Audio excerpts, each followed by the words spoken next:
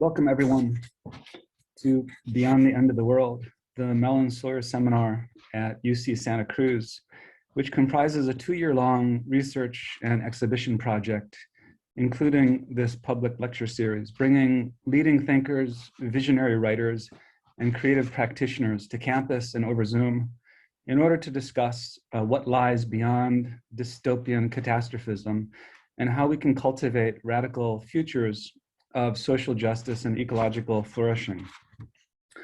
I'm T.J. Demos of the Department of Art History and Visual Culture at UCSC and the director of the Center for Creative Ecologies. And I'd like to thank all my colleagues at UCSC, including Chessa Edson-Morris and Jessica Gould, the Humanities Institute and the Mellon Foundation, and everyone else for assistance in organizing today's event. And many thanks to Professor Debbie Gould of UCSC Sociology, who will be joining me in the moderated conversation and Q&A following Jodi Dean's presentation. And if you have any questions, please put them in the Q&A and we'll do our best at addressing them.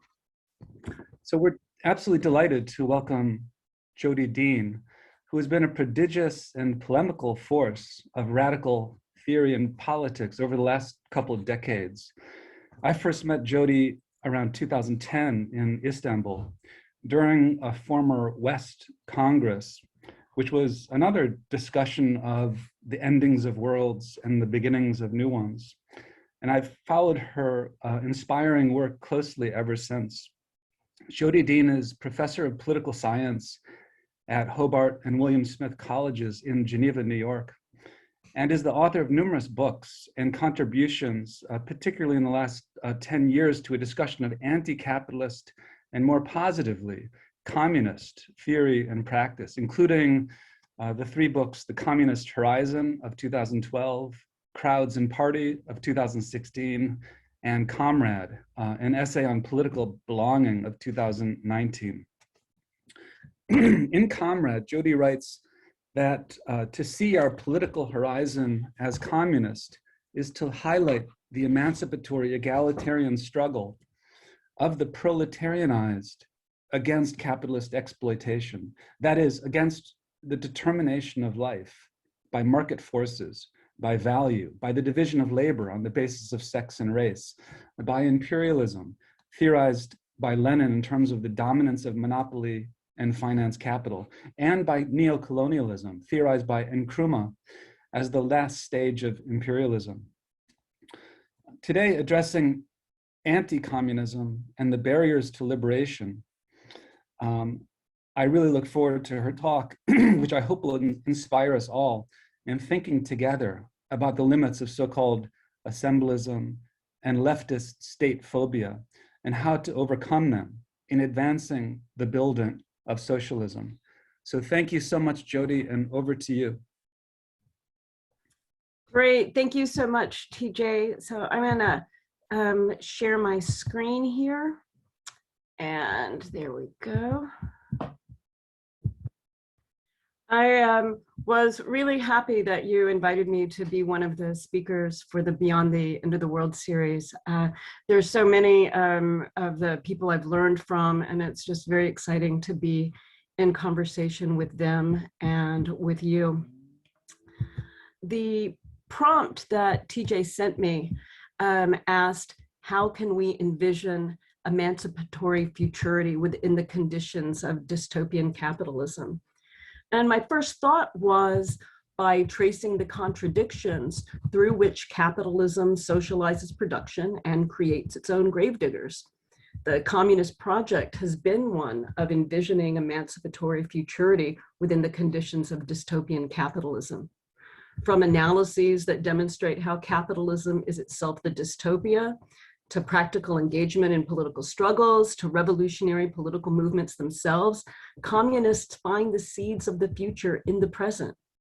The contradictions that make capitalism a system where few benefit while many suffer, where great riches accompany greater immiseration, where producing more value devalues those who produce it. For communists, these contradictions are the cracks in the present that make another future possible. So my initial response was, be a communist. Now, I'm supposed to talk for more than 2 minutes. And since it's possible that not everyone will find my initial response immediately persuasive, I'm going to consider resistance to the injunction to be a communist. I'm going to consider the anti-communism that lingers, engendering fear, doubt, and disunity. My claim is that it's anti-communism that chains us to dystopian capitalism, and that organized struggle breaks those chains.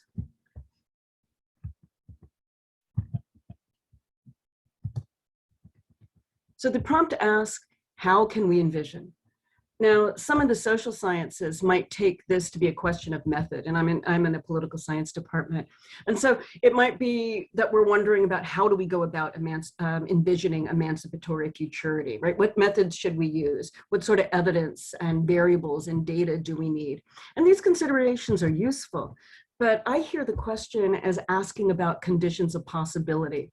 What is it that enables the envisioning of emancipatory futurity within the conditions of dystopian capitalism? What makes such envisioning even possible? From this angle, the prompt that TJ offered suggests that envisioning requires supports, some kind of infrastructure, perhaps a community or collectivity that makes it possible. Envisioning doesn't happen in a vacuum, spontaneously or alone. It depends on elements that exceed it. Right? We can't do it without our comrades. More formally put, the collectivity, the us that envisioning presupposes makes a difference. Is our envisioning supported by comrades, or by colleagues, or by NGOs and a granting agency, or by markets? Some of us likely imagined for a while that the university was such a collectivity, but I'm not sure all that many of us imagine that anymore. Now, I recently read Global Trends 2040, which is a forecasting document put out by the National Intelligence Council, and that's an office that provides the intelligence community with strategic planning. And it brings together experts from government and academia and the private sector. Now, in no way were the possible futures that are in this Global Trends 2040 thing, in no way were they emancipatory. The report did suggest one revolutionary scenario. It calls the scenario revolutionary. And the scenario arises out of a climate catastrophe that results in global famine and thousands dying in riots in Philadelphia, which is a really weirdly specific imaginary detail. Anyway, in this scenario, mobilized civil society actors, the EU and China, take the lead in moving the world toward cooperation and sustainability. The US joins in slowly, which reminds us that the US establishment literally cannot imagine the US voluntarily doing anything that would lessen the wealth and power of the US ruling class. The infrastructural supports for the Global Trends 2040 visioning effort, which I should add, fails to mention capitalism even as it predicts continued overall decline in economic growth and obsesses over China and the loss of US hegemony.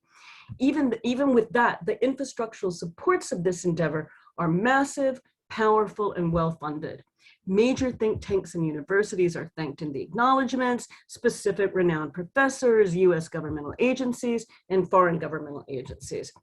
The project is also said to be heavily indebted to the can-do attitude of program managers from the management and information technology consulting firm Booz Allen Hamilton. So I'm trying to reflect then on the infrastructural supports for imagining, because I think this pushes us to consider the underlying collectivity, or we. That we is inextricably tied to what the vision might be. If the concern is with an emancipatory futurity, then the we is the collectivity that conditions the horizon futurity denotes. So is the we capitalist? Is it market? Is it industry? Might it actually be religious? Imagining the communion of saints or an afterlife of heavenly glory? Or maybe our sense of emancipatory futurity recognizes that any emancipation can only be equal emancipation, premised on the end of exploitation and oppression. The collectivity that enables efforts to envision an emancipatory egalitarian future is committed to the view that no one is free until everyone is free. The premise of liberation is equality. Here, the we is the party of communists, in the broad historical sense.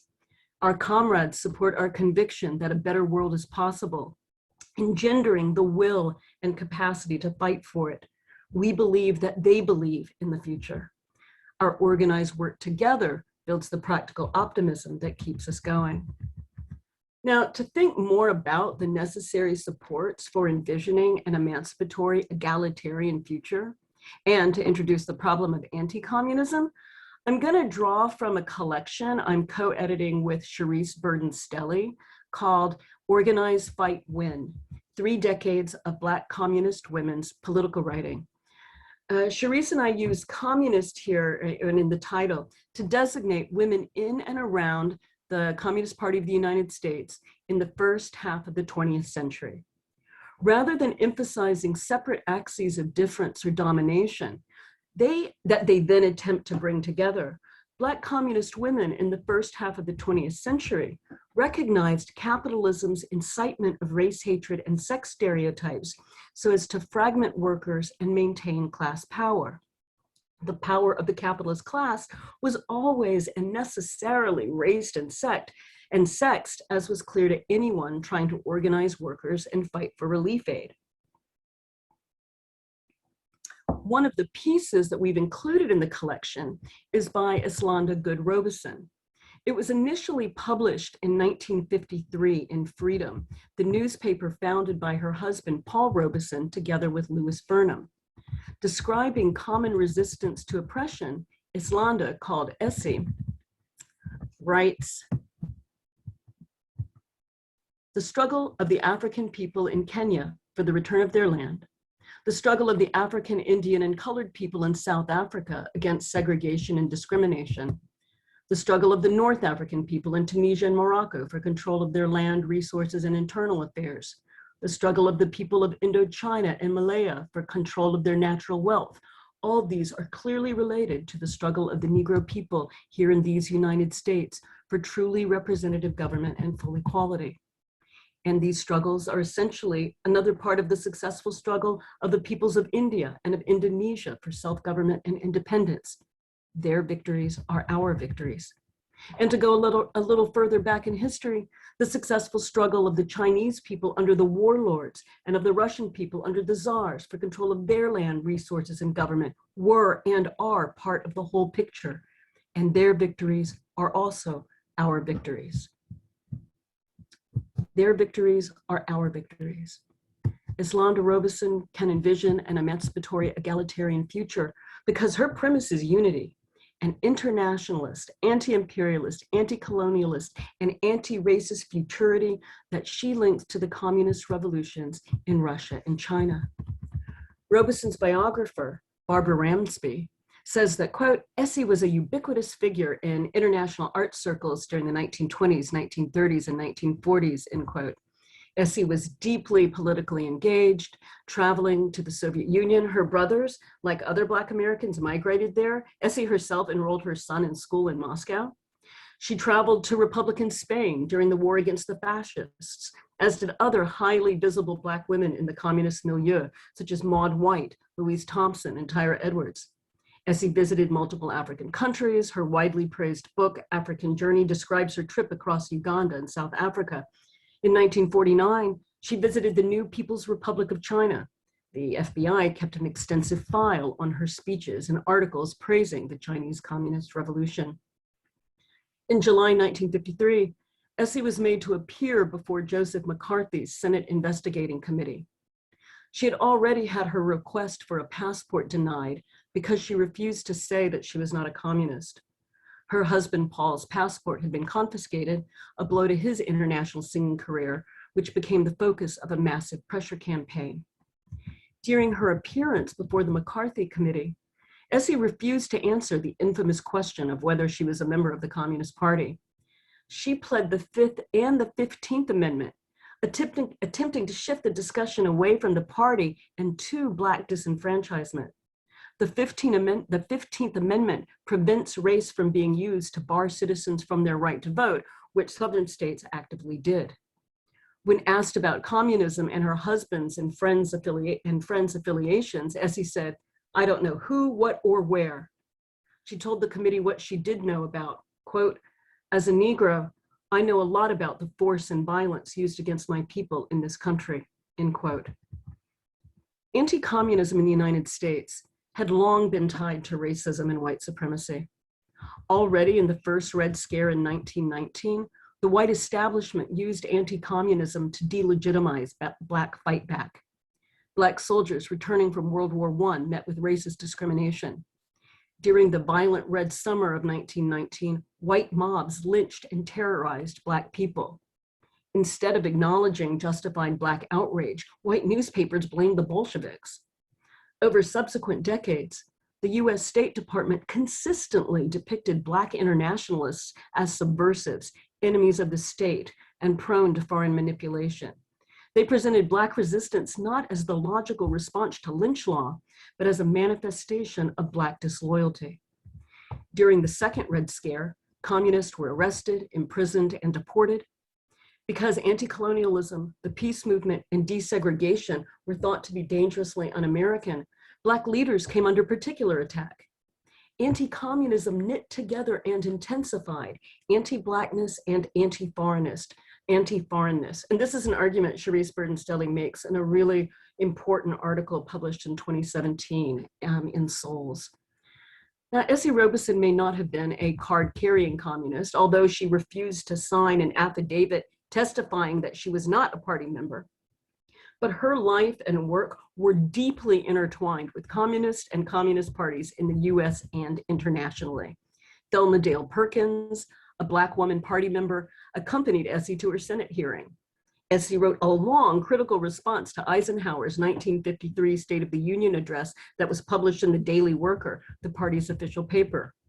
She wrote the introduction to a pamphlet written by Claudia Jones defending the imprisoned Ben Davis, and both Jones and Davis were leading Black members of the party.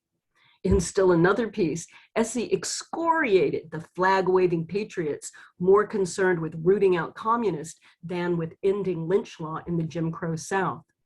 And she presented the enemies of Black people in America not as North Koreans, Chinese, Russians, or communists, but as those who defend, quote, force and violence, hatred and prejudice, discrimination, segregation, and terror, end quote. Anti-communism is on the side of colonialism, imperialism, and Jim Crow. Communism is on the side of self-determination, equality, and peace. When communism, because of its mobilization for economic redistribution, racial equality, and Black-white labor solidarity, when communism is presented as antithetical to legitimate political struggle, when it is rendered as totalitarian, anti-democratic, and criminal, Black activism becomes sedition. Here are the words of Dorothy Hunton, a member of the Black communist women's group Sojourners for Truth and Justice. Her husband, William Alphaeus Hunton, was the executive director of the Council of African Affairs, an organization designated as subversive by the House Un-American Activities Committee. William Alphaeus Hunton served 6 months in prison for refusing to hand over the names of contributors to the Civil Rights Bail Fund, which was established to help pay for legal support for victims of anti-communist repression. The passage from Dorothy Hunton that I'm about to read comes from her book about her husband. And the book also details the anti-communist persecution endured by Black leaders such as Esther Cooper Jackson, Essie and Paul Robeson, and W.E.B. Du Bois. Hunton writes, along with the intensified practice of establishing guilt by unsupported accusations, and character assassination by alleged association, there grew steadily a pattern of linking the advocacy of full equality for Blacks and minorities with un-Americanism. Frequently, in examinations designed to test the loyalty of applicants for government positions, the question was asked whether they believed in equality of the white and Black races or entertained Blacks in their homes. It was not unusual in many areas for those defending non-segregated housing to be branded as communists. Long ago, those who pleaded for low-cost housing had been called socialist, end quote. Anti-communism went hand in hand with racism in labeling Black left leaders as subversive, indicting them, imprisoning them, and deporting them. And Carol Boyce Davies' biography of Claudia Jones is a major history and theorization of this whole this whole time of deportation and imprisoning Black communist leaders. The racist deployment of anti-communism did not end with the McCarthy era.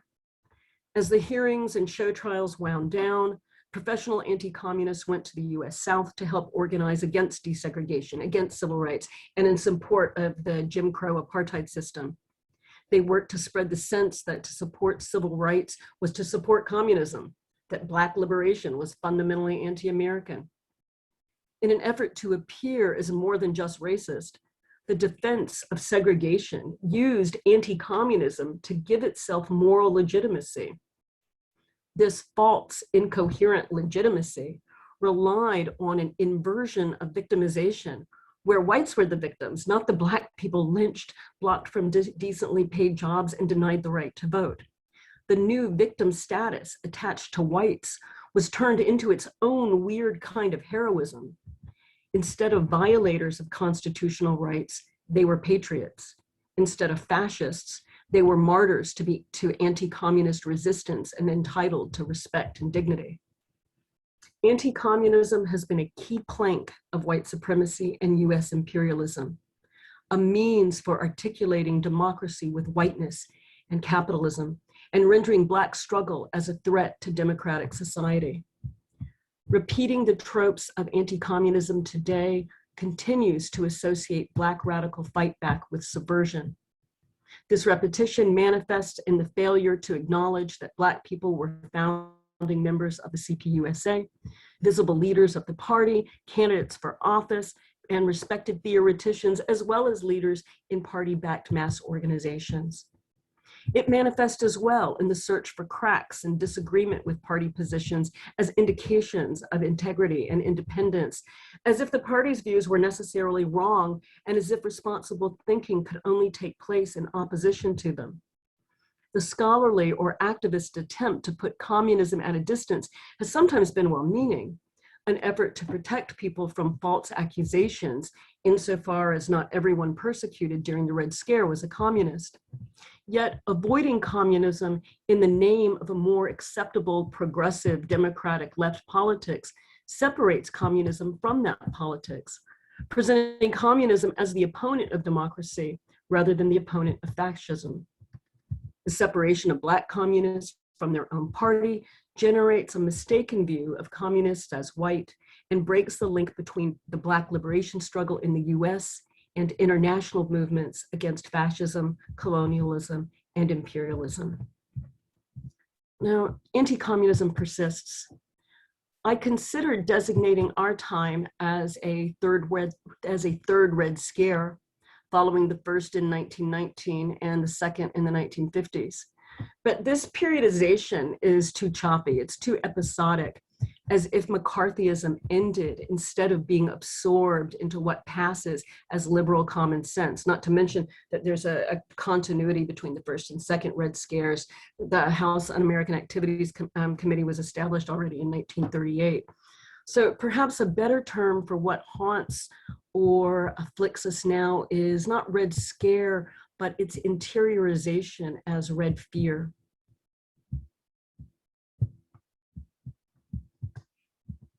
Anti-communism persists as the suppression of knowledge of continuities between anti-capitalist, anti-racist, anti-colonialist, and anti-imperialist struggles. Instead of a site where the struggles were unified, communism is treated as an alien ideology.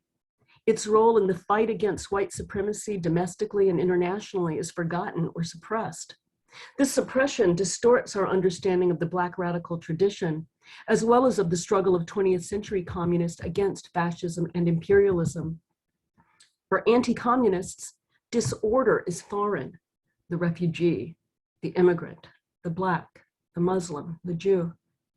Anti-communists disavow the capitalist disorder of competition, markets, innovation, dispossession, foreclosure, debt, and imperialist war. We can also say that it's disorder itself, disorder without cause, that anti-communists want to address. Women out of place, sex out of place, gender out of place, sexuality out of place, the young and the poor and the Black and the brown refusing to stay in their place. Dramatic changes in the character of work, communities, and life that accompany disruptive and ubiquitous technology, urbanization and rural depopulation, shifts from industry and manufacture to services and servitude, the intensification of competition for decreasing numbers of affordable houses and adequately compensated jobs, all congeal into a disorder to be dealt with by the assertion of police, family, church, and race. Anti-communism is a linchpin of this assertion.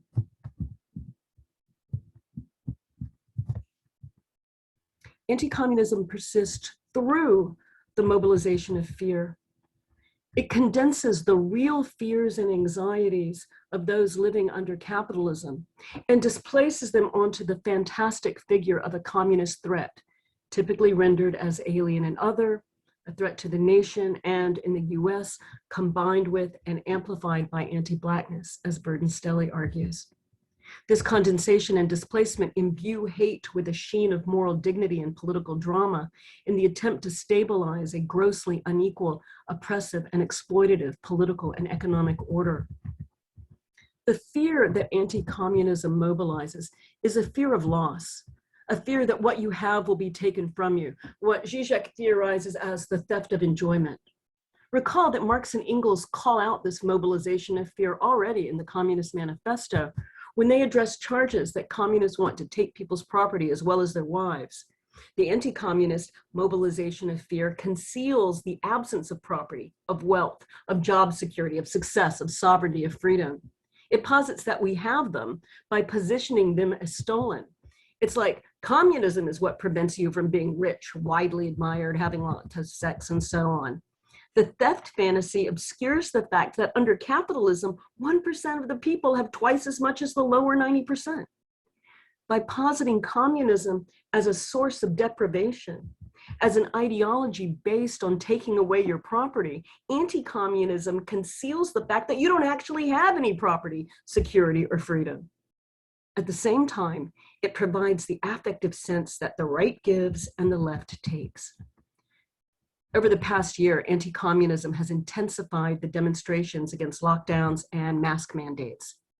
Public health measures were demonized as government overreach, threats to liberty, and encroaching communism, and not just in the US, but also in the UK.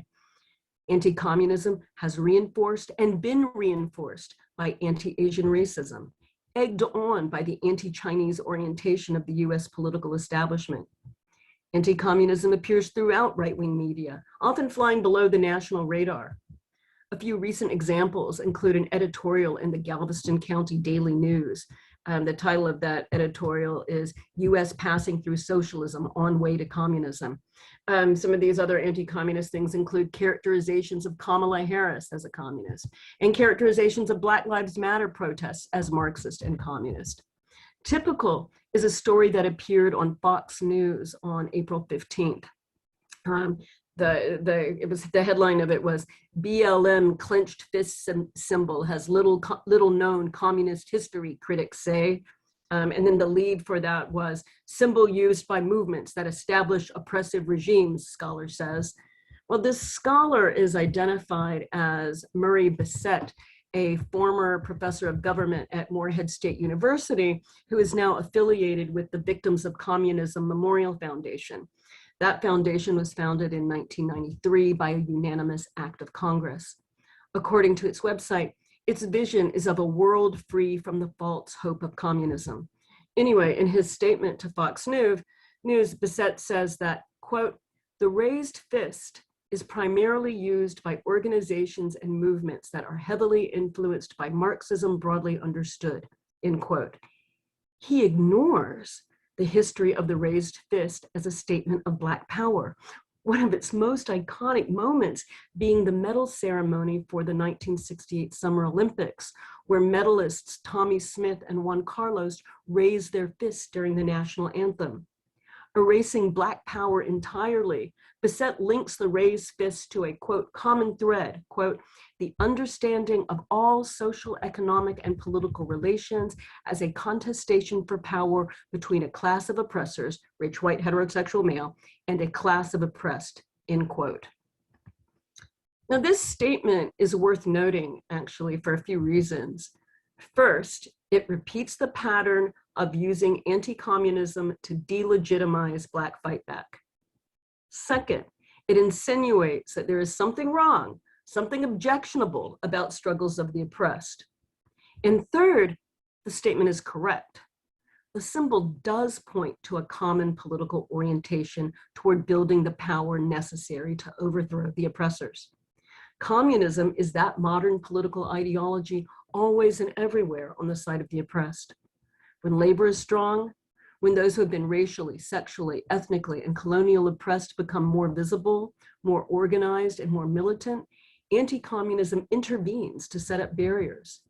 Anti-communism tries to structure the political field by establishing the terrain of possibility. What is available, what is off the table, what is impossible, unthinkable. And notice, even as anti-communism claims that communism is itself impossible, it mobilizes social forces to oppose it. It fights against the impossible. Anti-communism isn't just an empty right-wing gesture deployed to demonize opponents. It activates opposition to equality, collectivity, and the struggle to build and take power. Given the right-wing recognition of the underlying commonality of struggles against oppression, a commonality associated with Marxism and communism, it's counterintuitive, to say the least, that so much energy on the left has been expended disavowing this common legacy and history of struggle. We should recognize this disavowal as an effect of anti-communism and as a barrier to liberation. It's an effect of anti-communism when it is literally premised on the rejection of communism, as well as when its premises reinforce anti-communist attempts to deflect attention from the absolute necessity of taking power. I have in mind here idealist critiques that want to move beyond power, as well as materialist rejections of organized political struggle in favor of the creative potentialities of the multitude and the proliferation of local economic experiments. As an effect of internalized anti-communism, the allergy to thinking in terms of building and taking power impacts how the left understands organized struggle. Two of the most pronounced symptoms are fragmentation and state-phobia. Both respond to the very real defeats inflicted, sometimes self-inflicted, on communist movement at the end of the 20th century. The collapse of the Soviet Union and the rise of neoliberalism with the structural adjustment policies imposed on countries throughout the global South, this accelerated tendencies that had been building since the economic crises of the 70s. And we can mark these developments with Margaret Thatcher's slogan, "There is no alternative." Some on the left in the US, UK, and elsewhere in the former West turned to issue-based or lifestyle politics, seeking changes at the level of civil society or even the individual rather than the state. With revolution out of reach, the best that could be hoped for was a kinder, gentler, more inclusive capitalism with a human face. At times, even this has seemed too much to hope for. The left turns its political energies in on itself, eating its own, instead of directing its anger outward against the capitalist system. When we should be sharing S.E. Robeson's conviction that their victories are our victories, the presumption too often devolves into their victories are our defeats. The loss of a clear alternative to capitalism resulted in the dispersion of left political energies. Blocked in one direction, they proliferated in others, their diffusion celebrated as democratic pluralization when it was really a melancholic loss of desire. The left fragmented into singularities. Welfare and social benefits declined, and police and carceral power intensified. Rather than an effective swarm of multitudinous successes eating away at capitalist and state power, the dispersed efforts of the fragmented left encountered the forces of capital and the state at every turn, consistent barriers to liberation. Resource problems let movements get co-opted, whether by NGOs, opportunists, or corporations trying to pinkwash or greenwash their harmful exploitative practices. A more recent example comes from last summer's protest following the police murders of George Floyd and Breonna Taylor. Amazon announced its solidarity with the Black community, but as we all know, this solidarity didn't extend to Black workers in Bessemer, Alabama, where the company engaged in notorious union busting efforts. Left fragmentation is an effect of anti-communism, a response to loss, not an advance. With respect to state phobia, the fear of taking and using state power masks a continued attachment to capitalism and liberalism. There is no alternative, especially in the refusal to recognize that the only form of organized power capable of replacing markets with planning is the state. This state-phobic element of left anti-communism may be withering away, which is good, that'd be an advance. Since COVID, more of us recognize the benefits of a centralized state response to large-scale crises. As Kai Heron and I have argued, this recognition is now part of the climate change discussion. In place of individualist emphases on consumer choices, the policy recommendations packaged as Green New Deals take state intervention as a necessary response to global heating. Generating the political power and political will to effect these changes becomes the primary task, not say, encouraging consumers to replace their light bulbs and buy local. Of course, state involvement has to go much further, replacing market domination altogether. Yet even this does not feel as far away as it did a couple of years ago. Everybody knows that the state can and does redistribute wealth and land. It directs and funds production. The only question is for whose benefit. Nevertheless, to the extent that those on the left remain enamored of spontaneity, weakness, and vulnerability, they manifest a continued state phobia redolent of anti-communism. A fetishistic attachment to immediacy holds the place of a missing strategy, covering over the gap left by the reluctance to develop enduring communist organizations oriented toward state power. Instead of enabling us to think strategically, to analyze and plan, the left embrace of affective immediacy operates more moralistically than politically. Now, I have in mind here Judith Butler's performative theory of assembly. For Butler, the improper, unexpected gathering of bodies where they are not supposed to be is a direct expression of the condition of precarity and a protest against it. But precarity is not a category that enables us to distinguish between the vulnerability expressed in a fascist assembly and that expressed in a progressive one. Reports on those arrested for the January 6th Capitol assault find that 60% had histories of financial problems such as bankruptcy, tax liens, foreclosure, and eviction notification. Their bankruptcy rate was twice the American average. 20% had faced losing their homes. Expert commentary on the motivations behind the assault on the Capitol identified people's feelings as being about more than just economic insecurity, but a deep-seated feeling of precarity about their personal situation. Precarity, quote, combined with a sense of betrayal or anger that someone is taking something away, end quote, mobilized many of the rioters. Under capitalism, the majority of us are in a precarious condition. The role of organizers is to politicize this precarity. The role of communist organizers is to direct outrage against the white supremacist capitalist imperialist state. The politics of assembly isn't simply from the gathering, it's from the political content that stimulated, led to, called for the gathering. Focusing on the act of appearing, as Butler does, erases that content. And organizers have to make it explicit. Protests, demonstrations, and assemblies are means, not ends in themselves. Anti-communism is not the result of an empirical analysis of communist power or the specific political strength of actual communists. Anti-communism is broader, more abstract, affective, and ideological. It's a feature of the general setting of capitalist society, and it has been since the 19th century. The anti-communist script is repeated to assert over and over that there is no alternative to capitalism, that no matter how destructive its crises or how damaging its processes, the system must remain. Capitalism will be supported and fortified, which really means that the ruling class of owners and financiers will be supported and fortified.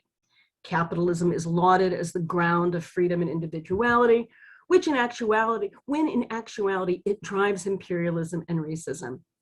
Capitalism's contradictions are denied, its necessary immiserations reduced to individual failings, pervasive attitudinal bias, or threatening subversive others. The Victims of Communism Memorial Foundation that I mentioned earlier notes on its website that positive attitudes toward communism and socialism are at an all-time high in the United States. And this is tremendously exciting, an indication that more and more people recognize that collectivity isn't opposed to freedom, it's the condition of freedom. Such a conception of liberation inspired a call and response that I heard at a Black Lives Matter march in Rochester, New York last summer.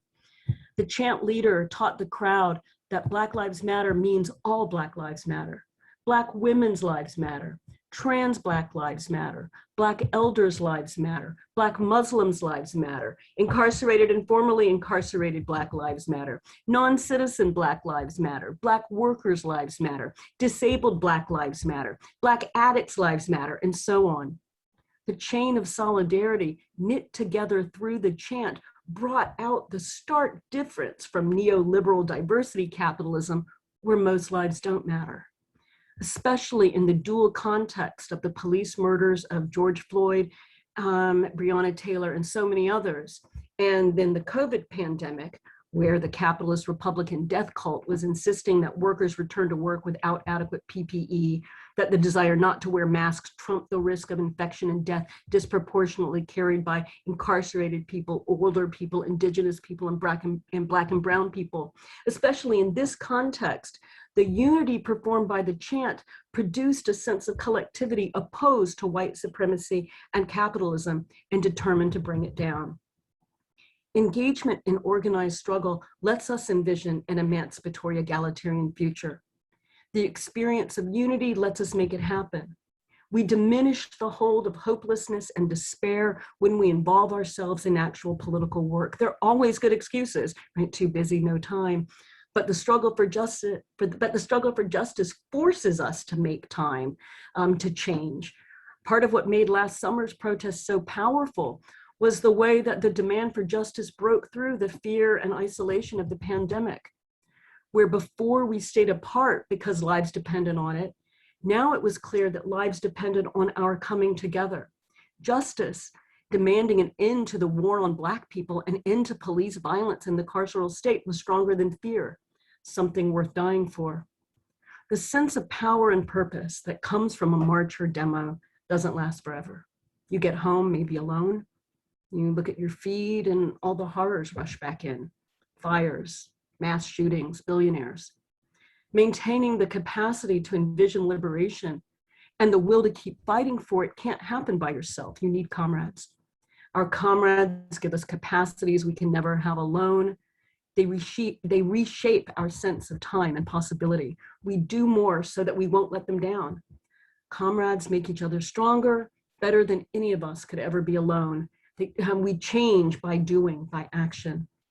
Sometimes when we're given a task as a comrade, we feel like our small efforts have larger meaning and purpose, maybe even world historical significance in the age-old fight of the people against oppression. Sometimes just knowing that we have comrades who share our commitments, our joys, and our efforts to learn from defeats makes political work possible where it was not before. The problems we face can only be addressed through communism as comrades. The class struggle today is the fight for a future. Capitalism is incapable of addressing racism, imperialism, patriarchy, homophobia, transphobia, and other oppressions because it can never meet the needs of the majority of people.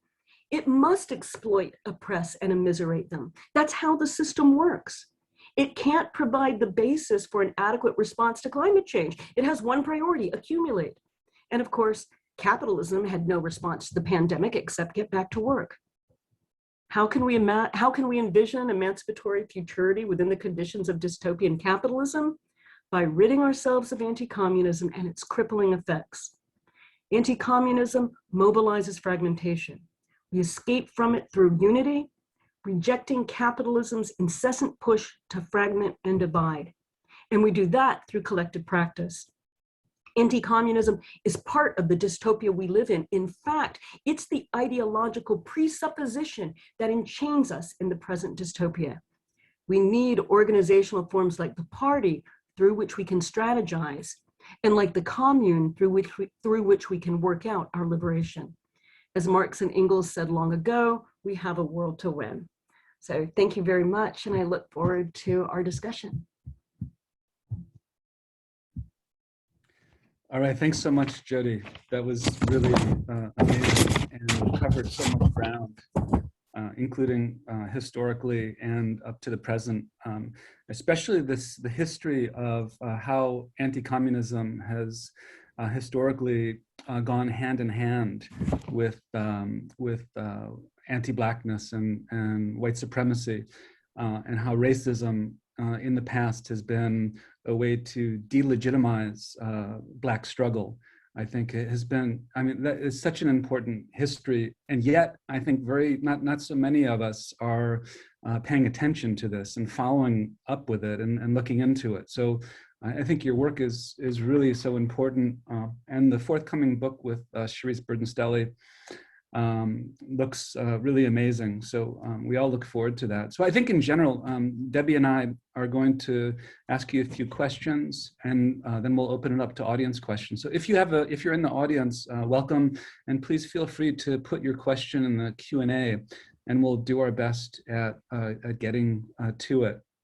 So I think in preparation for the discussion, Debbie and I have talked about how, in general, we feel like we're in solidarity with your work and what you're calling for, also as members of DSA Santa Cruz, in emphasizing the urgency of organizing, first of all, for a communist future in the time of the barbarism of what you've called neo-feudal capitalism and the catastrophe of planetary emergency, which you've written about in the essay Revolution or Ruin, which I found really helpful in dealing with a kind of lots of questions, including what like a liberal progressive denialism of the fundamental causality of climate change in capitalism, what that's meant and how that's been itself a barrier to coming up with actual proposals for how to deal with and the environmental calamity that we find ourselves in.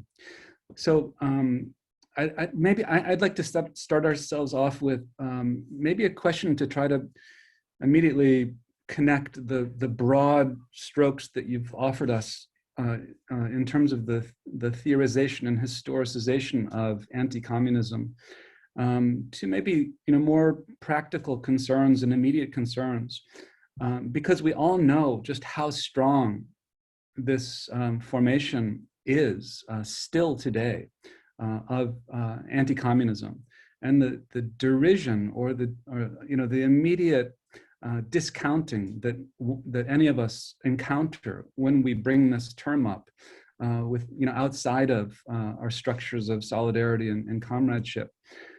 So how do you find yourself dealing with this in terms of those kind of conversations that you might have also as an activist in relationship to your demonstrations and your actual attempts practically to organize on the streets, whether it's in Geneva or anywhere else, right? How do you deal with that kind of question, having conversations with people who are so thoroughly enmeshed and indoctrinated into an anti-communist point of view, which has been so naturalized within the US and pretty much internationally? Yeah, that's a great question, TJ. Thanks. So just on as you mentioned, I live in Geneva, New York, and it has a population of about 12,000 people. And this last summer, there was a major effort by Republicans in the city of Geneva actually to try to get me fired. They were calling the provost and the president and the board of trustees, and there were letters to the editor of the paper. There have been editorials against communists at Hobart William Smith College and mentioning me by name. In part, this is not just an attack on me. One of my party comrades is a member of the city council, and she beat someone who was, I don't know if he was of the cop family, right? Part of the kind of blue, Blue Lives Matter Geneva. And so a lot of the attack on me as a communist was also a try to attack her for being a communist, but also for her committed work around police accountability. And so it was a kind of escalating anti-communism, but also against Black Lives Matter. And what was also interesting was the way, like as many other communities did, we had Black Lives Matter protests all summer. And the anti-communists really tried to make the problem in Geneva the problem of communists at Hobart and William Smith colleges, and utterly ignore the protest that Black Lives Matter organizers in Geneva were doing to try to bring about police accountability. They kept saying, oh no, there's no problem in Geneva, it's just those communists. And in other words, they're doing exactly what you've been talking about. Exactly, right? So one of the things I did was write a letter, an editorial that actually tried to lay out a little bit of this history and explain, like, look, here's the analysis. I don't think that won over anybody, but some of the liberals were like, oh, that's really interesting. And I think they found that helpful.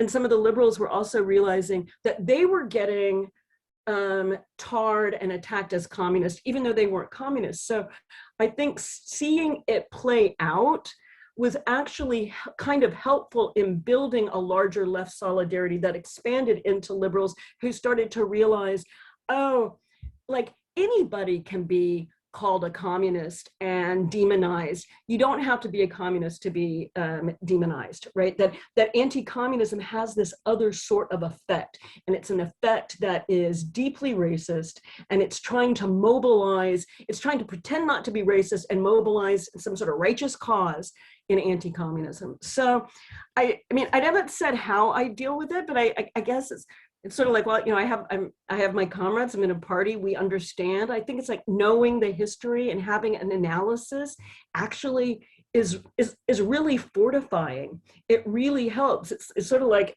if somebody calls me a communist, I'm like, right, yes. Like, so what's your point? Yes, that shows that there's a problem with you, not a problem with me.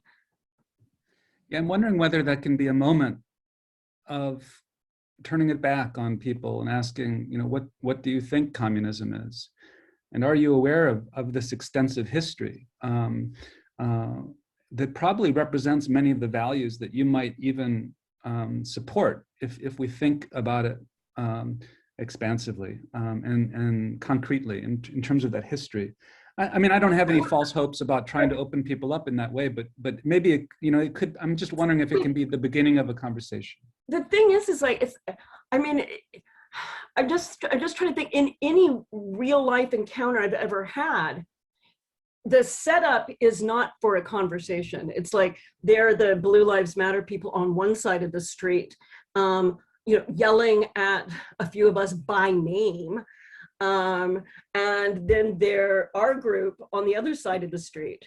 And so it's not like, I actually don't think of the kind of work that I do or the kind of organizing that I'm interested in as actually reaching out or trying to reach those people, right, who are the screaming, crazed anti-communists. I'm much more interested in broadening the discussion so that people who would have thought of themselves as moderates actually see how outrageous and ridiculous it is, and moderates who are really sincerely anti-racist not wanting to be on that side. And really when moderates start to recognize, oh wow, I actually didn't know this history. I mean, I'd heard of the McCarthy era, but I didn't realize that it was so anti-Black. I may have recently learned about Tulsa, but I think the effort is not to try to have a conversation with the screaming far right maniacs, but in fact to reach out to middle people, because they actually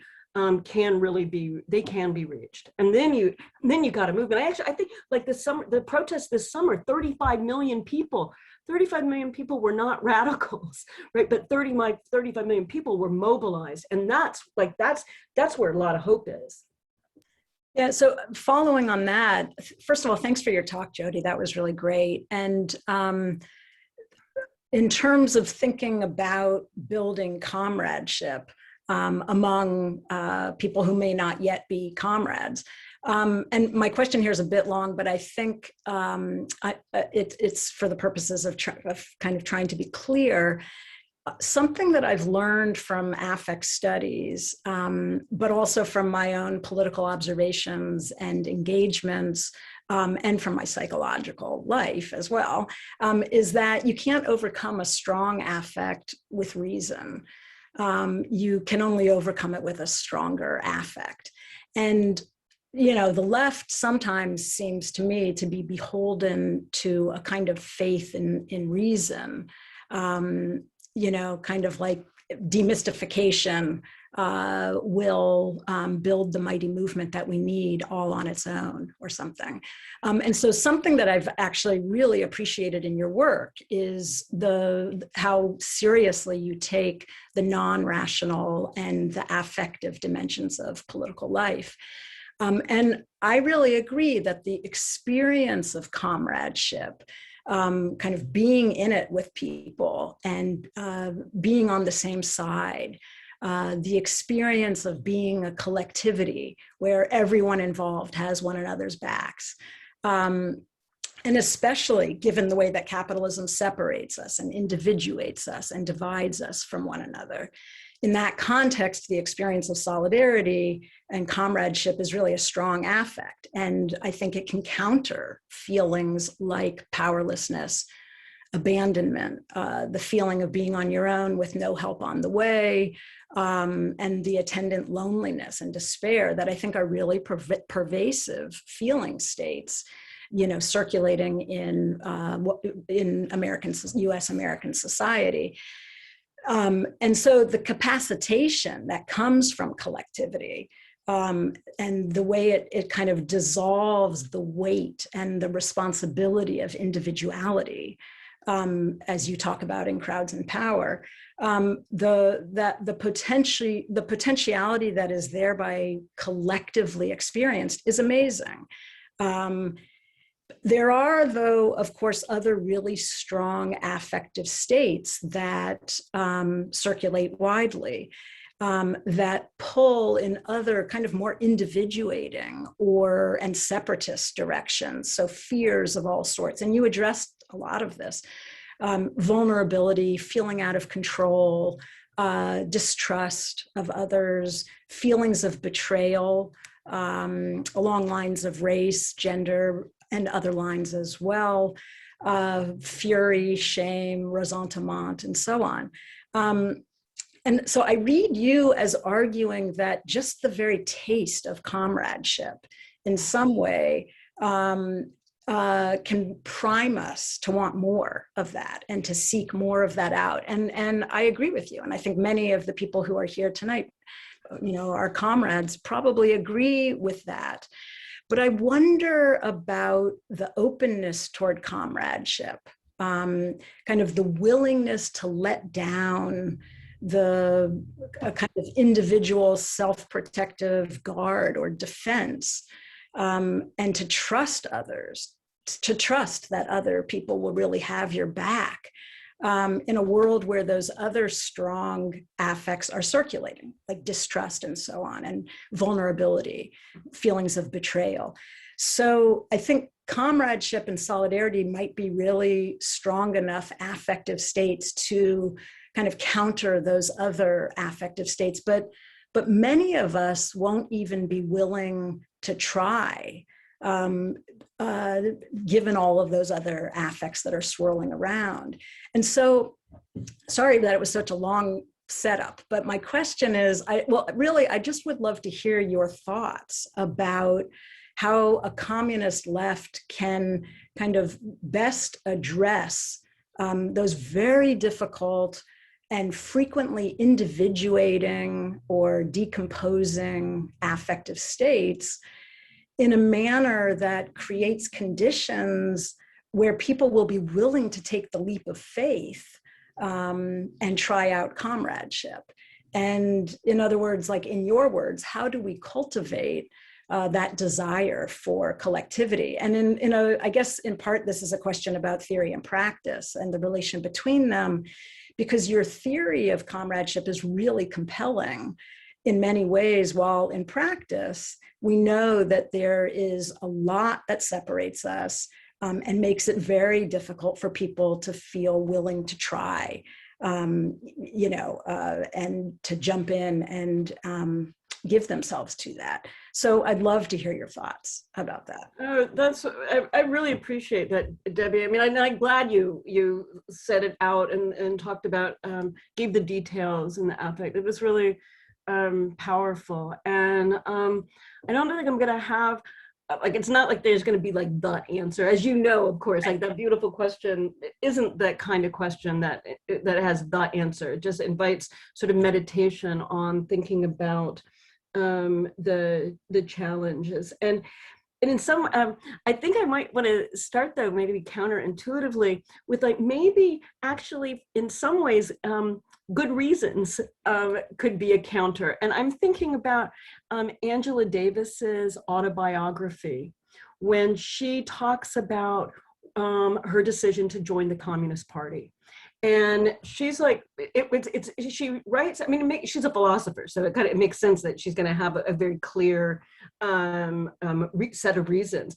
But the reason is she is convinced that you need a kind of organization that is capable of enduring over time and acting in a serious, committed way. Like, she sees the necessity of the organization.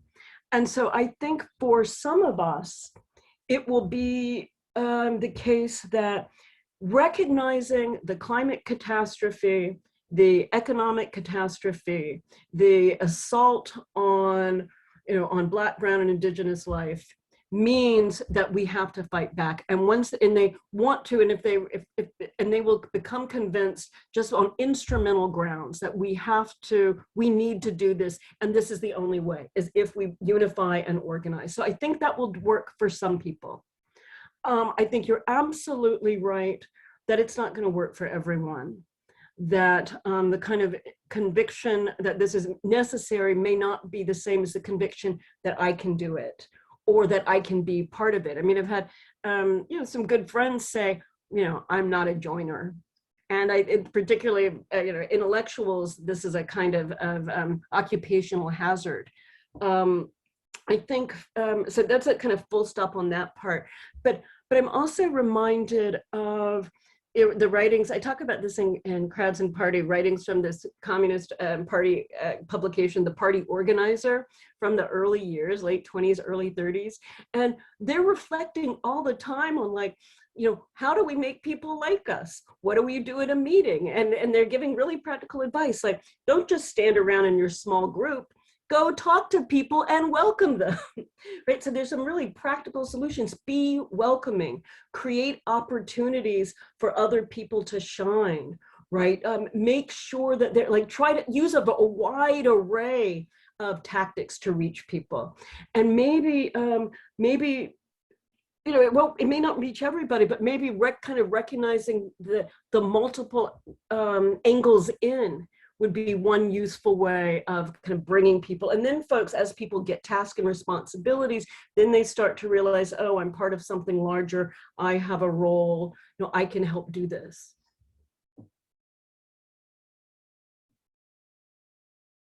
Yeah, I'd like to follow up on that. I think Debbie's question was really related to something related that I'd like to ask, that has to do with exactly this kind of question: how to make people like us, or how do we provide a sense of welcoming that's not just conceptual, not just strategic, but also effective. And I really appreciated in your talk, Jodi, how you talked about the kind of infrastructure that's necessary for envisioning an emancipatory future. And that, in other words, this isn't something that can be just done on our own. We rely on others. We benefit. Those connections to people that share our vision are crucial to the formation of thinking about futurity itself. So in terms of this issue of the desire to grow the movement, how does that connect with one of the, I think it's for at least some people, a difficult premise of the book Comrade and your theorization of comradeship, which is the negativity of the comrade, or the generic comrade, which in some ways, if we're trying to welcome people, there can be a sense, and I'd like to get your thoughts on this. There can be a sense when they encounter the generic comrade, which is based on the negation, in some ways, of identity, or the identities, at least, that are provided and enforced within the conditions of capitalism. There's a sense that life experience, especially if you're coming from a community that has a long historical sense of being erased or disenfranchised or excluded, there's a sense that there's a doubleness of that very negation. How can that provide, is that not a barrier, not to liberation, but to comradeship itself, potentially? I'm sure you've come across this or thought about this. So how do you address that kind of concern? I think the first thing is of course, respect where people are coming from, right? And acknowledge that, people have experiences and that are important and meaningful. And then, sort of recognize that the struggle for socialism or for communism is a collective struggle of unity. It's not, people can make a choice of whether or not they prefer to struggle in separatist groups. That's also been part of the history of 20th century. And those are valid choices. But if someone is coming into socialism or communism, then what they're coming in is to say, is like, I think that together we have to fight to address racism. I think that together we have to fight to combat and eliminate transphobia. I think that together we have to make sure that immigrant lives are protected and welcomed.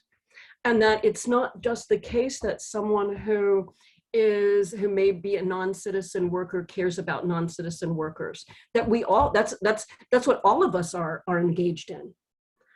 And I think, and it can also be the case that people can say that I actually really believe that people can move beyond their own identities and experiences.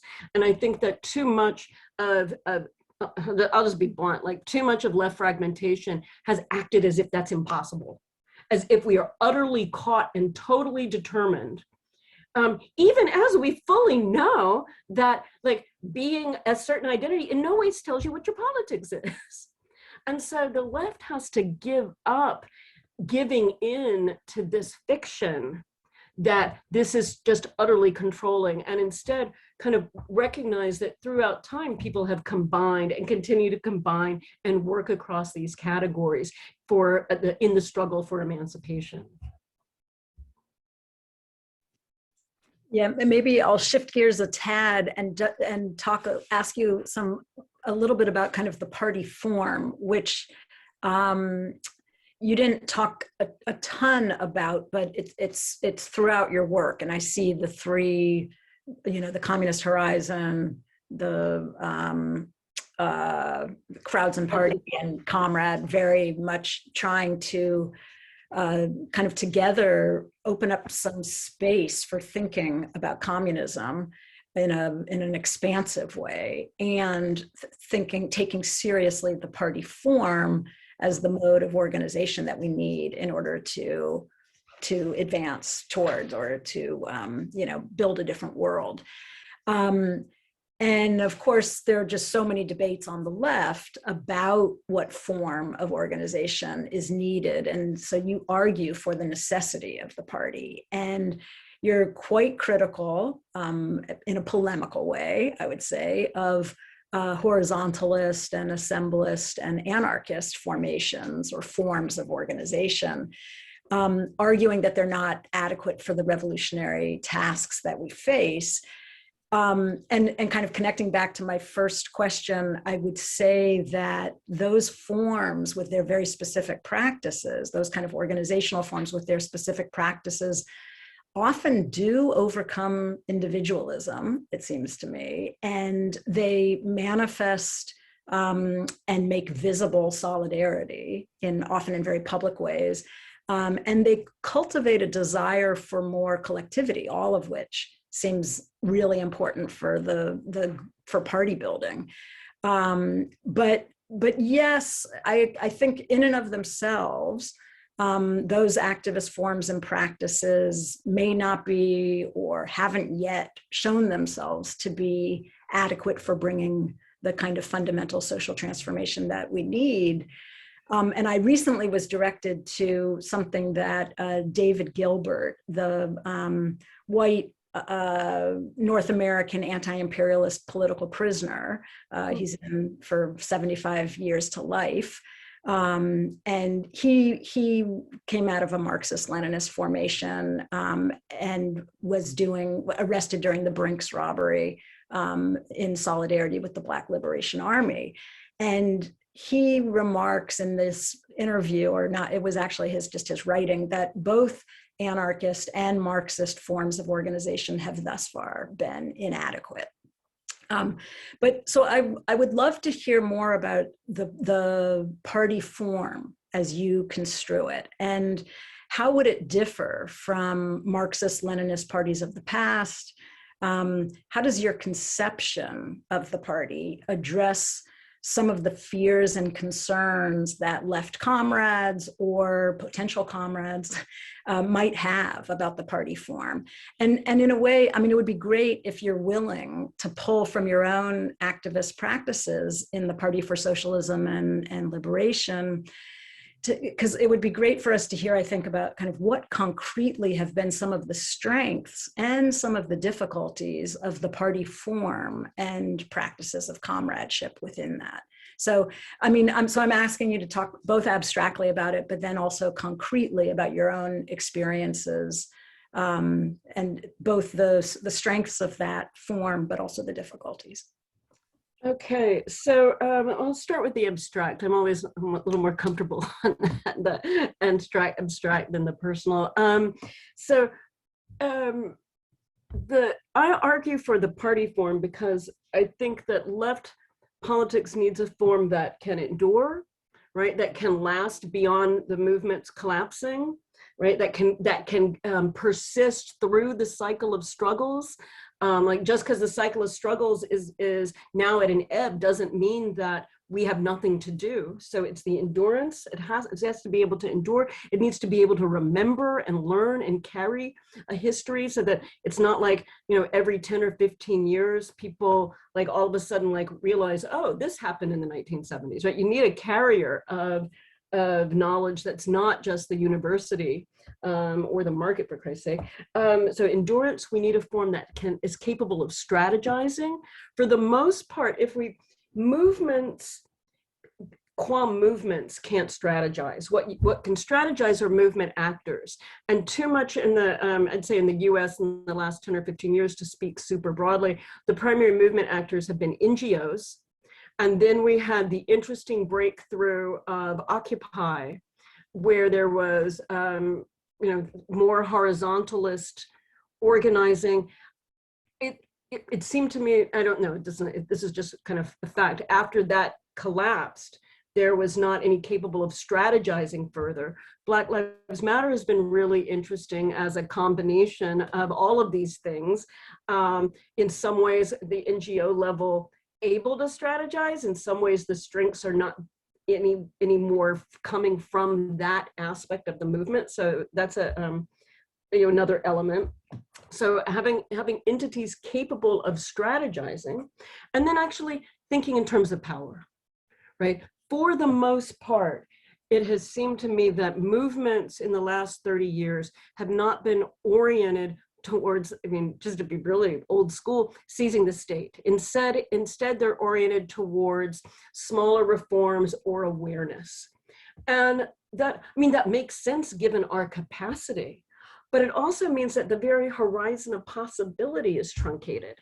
So the party form is a form that scales, that endures, that can strategize, and that's oriented around taking power. So that's the abstract argument for the party.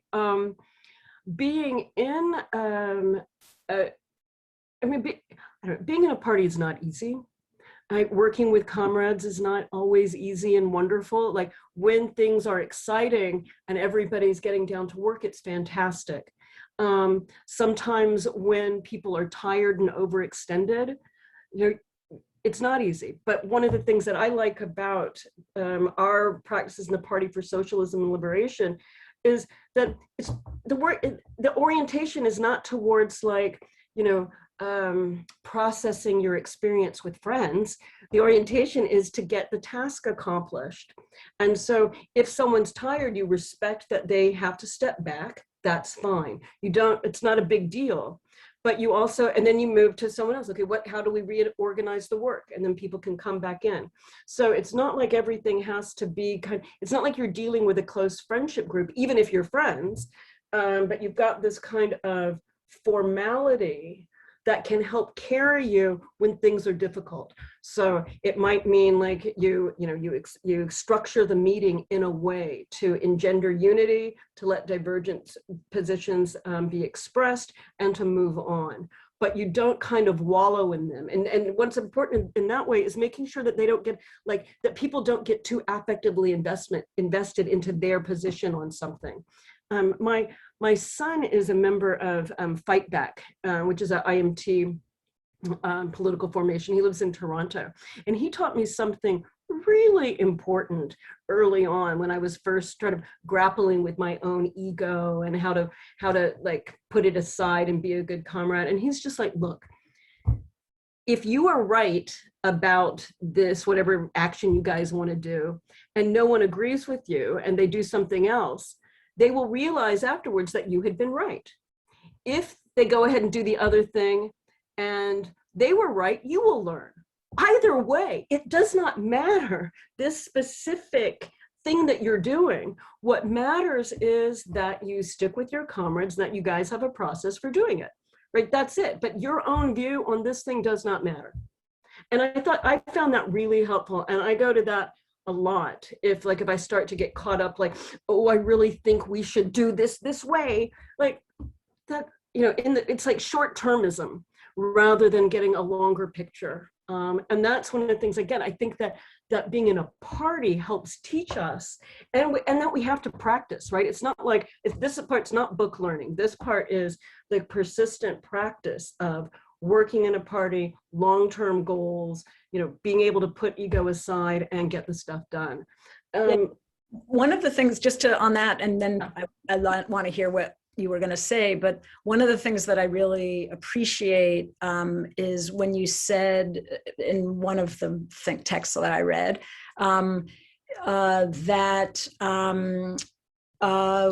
that your comrades make it so that you don't have to know everything, you don't have to do everything, it's not all on you. So it really does do away with that particular kind of the individual responsibility that is deadly for movements.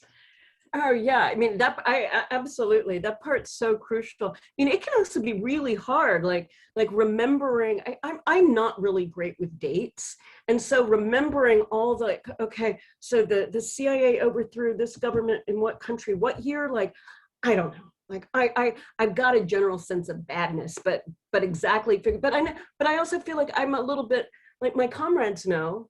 And I know where to go, and I know who to trust, and they can have that information right there. And so that's super useful.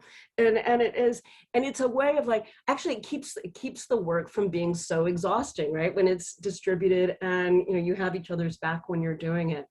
So I think also one of the things that I've really have liked about being in PSL is learning from people who've been in the party since the beginning and were in workers' world before. I mean, these are committed people. I admire them so much for just being able to continue consistent work in a small Marxist-Leninist political formation with utter seriousness and integrity. And I wouldn't have had that, I think, just being like involved in movement politics, which ebbs and flows and comes in and out. But with seeing people, how they've lived these lives of commitment, that's irreplaceable. Yeah, I would agree with that. That's my sense as well. I would say that about my comrades and the experience, just as an amazing sense of sharing and learning together, and having each other's backs. It's really an amazing experience, and one that just, it's a place where one doesn't have to feel like you're like insane or living within this culture of just collective suicide, destruction, atomization, alienation. So it's so important. That's cool. Jodi, I just want to add one thing on that, TJ. Like the fact that one can talk about things in the world with a group of people and you have some shared suppositions is immensely liberating, particularly in super crazy town, right? Like, I mean, crazy country that we've been in for so long. It's just utterly refreshing, right? You don't have to spell everything out. You know what the goals are, you know what the suppositions are. It's really important. Yeah, absolutely. Jodi, we're throwing a lot of questions at you. Are you okay continuing? Yeah, I'm fine, thanks. Okay, great. I'd like to ask something that returns to what you were saying about seizing the state, and that horizon in connecting theory and practice. So the question is, how do we operate in what is arguably a yawning gap, right, between organizing in the present, with the goal, as you're putting it, of seizing the state in the future, when that seizure seems so far away from anything that might happen anytime soon. So my question is, could the very language of seizing the state, coupled with the potentially totalizing dismissal of reformism, which is also part of a lot of what you're doing, I think, in terms of your critique of the Green New Deal and even Bernie's approach to the Green New Deal, which some would say is among the most ambitious. Or in the context of Biden's, what some are calling his move to what might be a post-neoliberalism. Could that language itself be a kind of barrier to liberation? I mean, obviously, I don't think so, because I wouldn't want to articulate a language that's a barrier to liberation. I mean, I guess I don't think that, no, let me start this over. What happened to Bernie Sanders in the Democratic Party is freaking criminal, right? The way that the nomination was essentially taken from him. And it seems to me that that's a kind of clear indication of the limits of how far the US ruling class will let reform go. And it will be very interesting to see what Biden is able to achieve. And I think we all hope that he'll be able to achieve a lot, right? I don't think that one should, there's someone who teaches, or a retired person who teaches where I teach, who would always think that because I'm a Leninist, I'm some sort of bizarre accelerationist, which just doesn't go together at all. Like that I want everything to be terrible to make the revolution happen, which is not even a Leninist view, for Christ's sake, but it's like this bad stereotype of Leninism. So I do think that reforms matter. I just don't think that we can get the reforms that we need. And I don't think that we should have reforms that are based in creating a unity based on US imperialism. And that's what the unity that Biden is trying to create is based on opposition to China. And I think that as socialist and communist, we have to always be anti-imperialist. I actually think that's also what anti-racism means. Anti-racism doesn't mean just don't be racist at home, right? It means don't be racist in Haiti and Guatemala and China. So.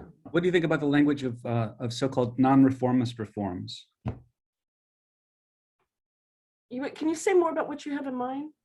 The reforms that could make a difference in people's lives, but that don't represent the ends of the radical horizon that we're looking at. Let's take the political progression step at a time. And so we don't always have to be demanding everything or nothing. We can take what we're given or what we win through demands, even if it's considered a reform.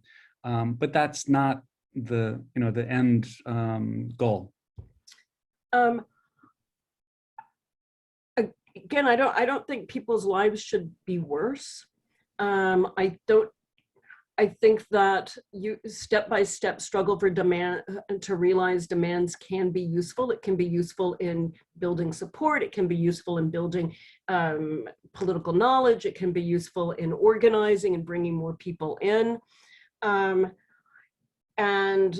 so like in PSL, it's not like we're against any kinds of reforms or anything. We just also are our strategy is not one that says, okay, as a Marxist-Leninist group, we think our effort is best spent in a specific legislative campaign, right? That's not the way our organizing works. For us, it's let's be in the struggles in the street. Let's be in the working class struggles. Let's be in there with the struggles of non-citizen workers, and let's be in there like in the fight in Bessemer, Alabama. That's where we think that a lot of organizing should take place. And the other ones are fine. It's just a matter of where does one want to put one's energies and what's the general approach and why. And I don't think we can get what we need with reform. I just nowhere any place has the ruling class just said, okay, y'all voted to do this stuff to me, that's fine. Like, no, like what in the US, we've got like, what, a super low tax rate, what is it, like 25% or something for the highest income group or even less. And what did? They took 60% of their profits and put them in offshore accounts.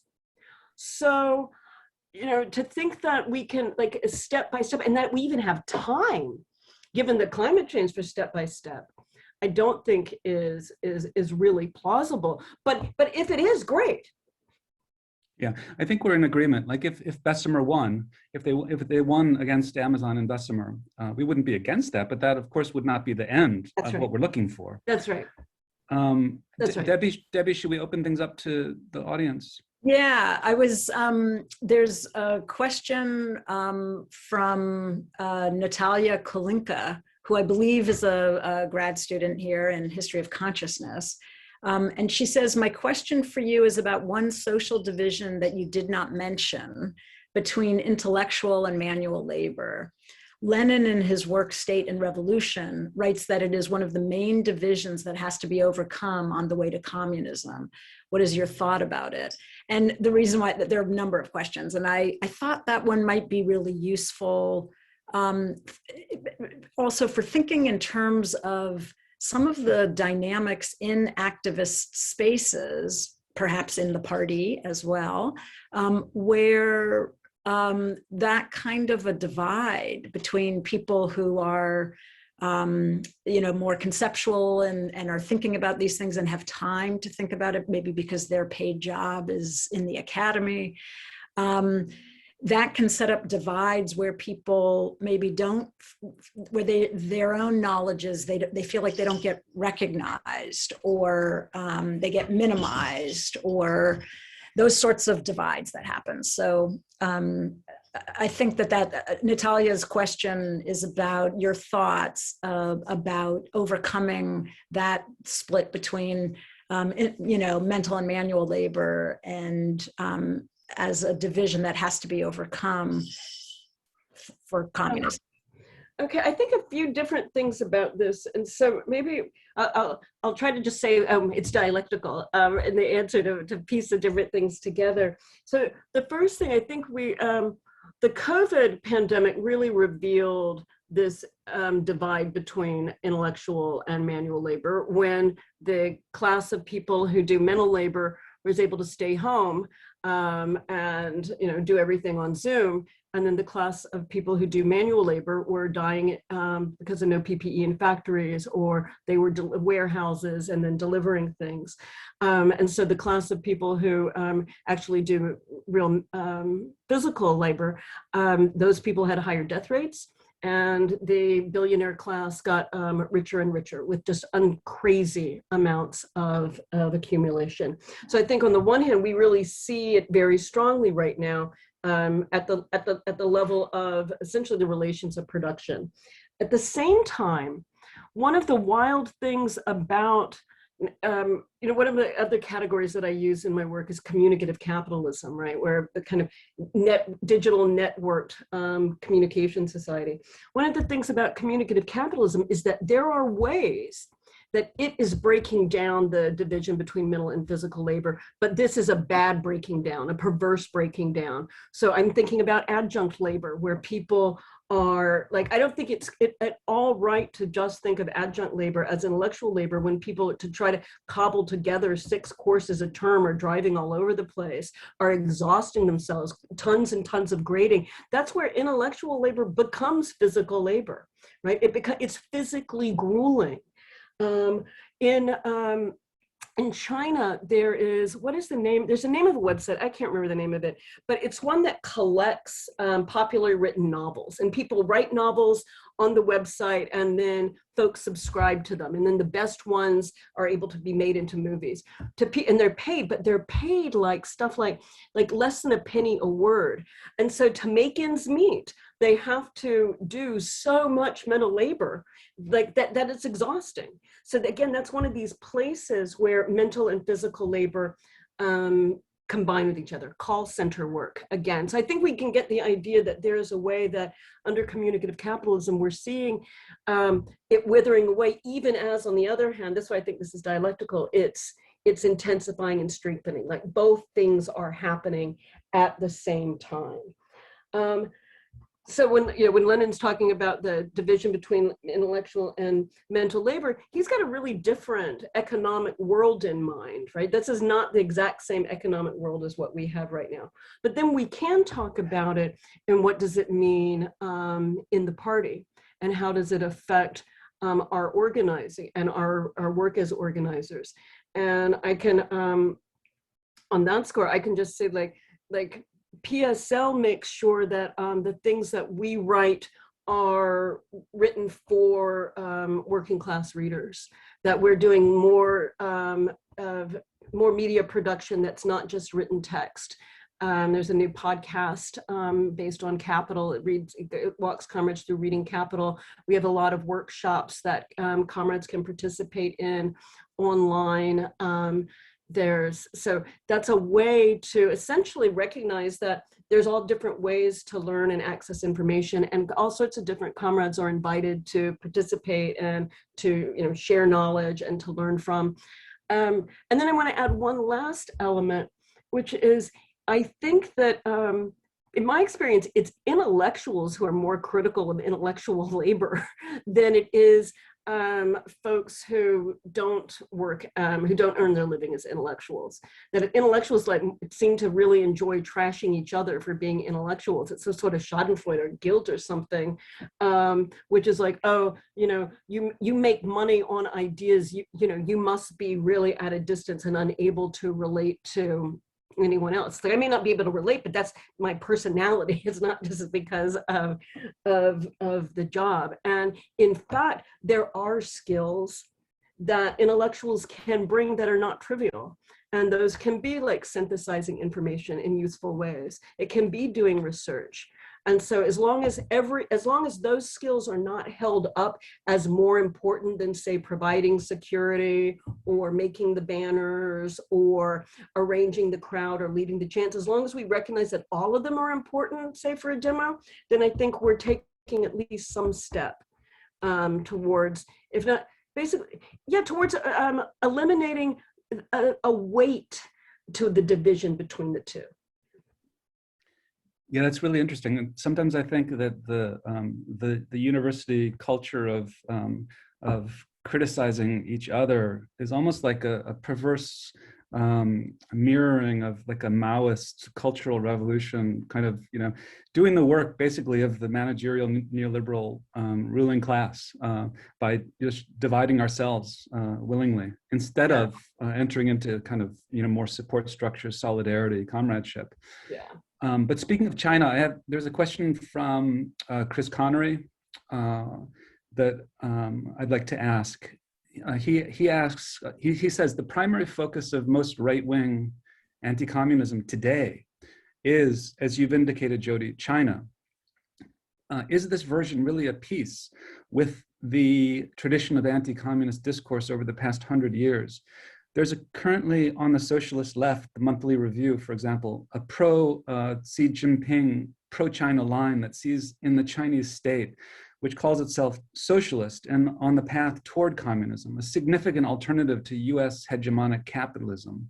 How does contemporary China, as well as its defenders and critics, fit into your analysis? And what can we communists learn about the state from reflections about the nature and historical trajectory of the Chinese state, as well as other revolutionary states?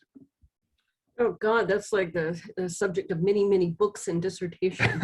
So, and so I respect the question. I mean, it's saying that like there's a lot to it that you know far exceeds my expertise.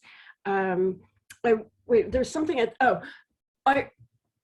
I would not agree with the premise that the anti-Chinese communism is somehow something new.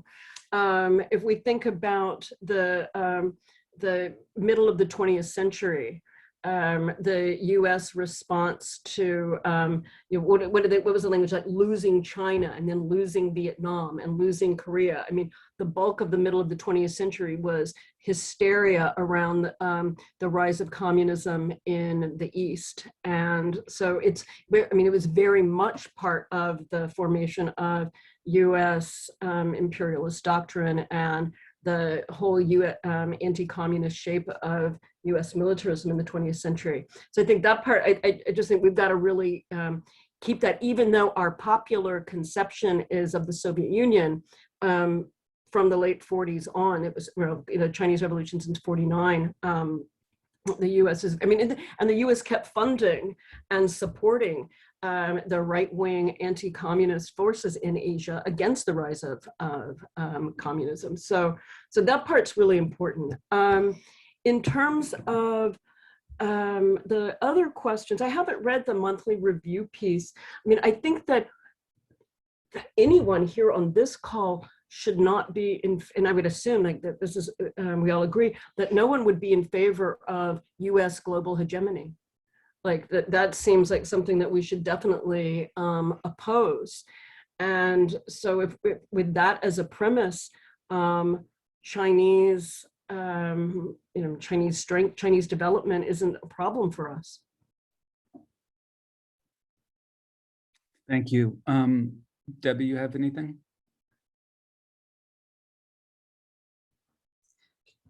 Let's see, I'm going through, well, I think this is an interesting question that gets back to some of the affective, the fear of the red fear that you were talking about.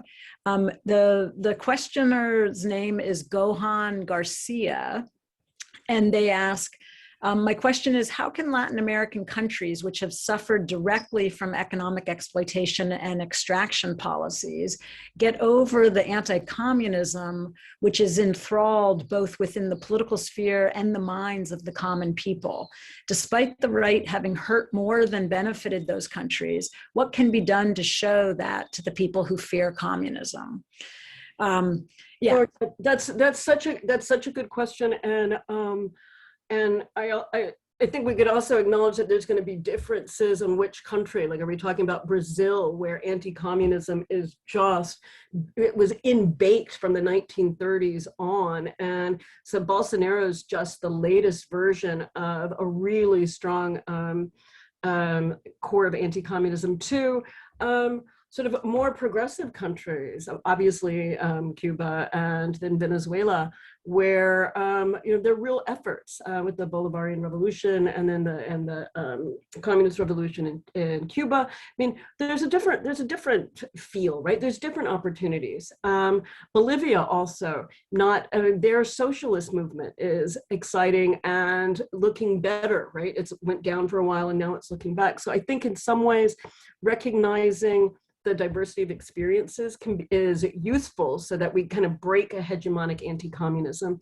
I think recognizing the strength of the indigenous movement and the indigenous movement of the connection between the indigenous and the socialist movement, particularly in like the socialism coming out of the indigenous movement, particularly in Bolivia. I mean, Colombia is a very hard case given the right wing, basically given the defeat of their communist and the attacks on the right. So for the most part, I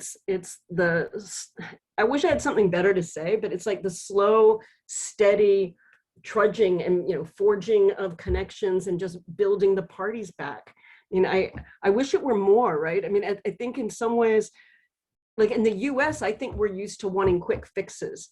I thought it seems like no surprise in the US that we had one of the worst responses to COVID initially, and then a pretty good vaccine response. It's like anything that required personal sacrifice, no, but things that are like, oh, I get a shot and I'm okay, good, right? So it's like our response is like collective personal sacrifice, no, but we can do something quickly. And fortunately, I don't think other countries are in that kind of situation, but it is slow, right? It is slow as you build the connections.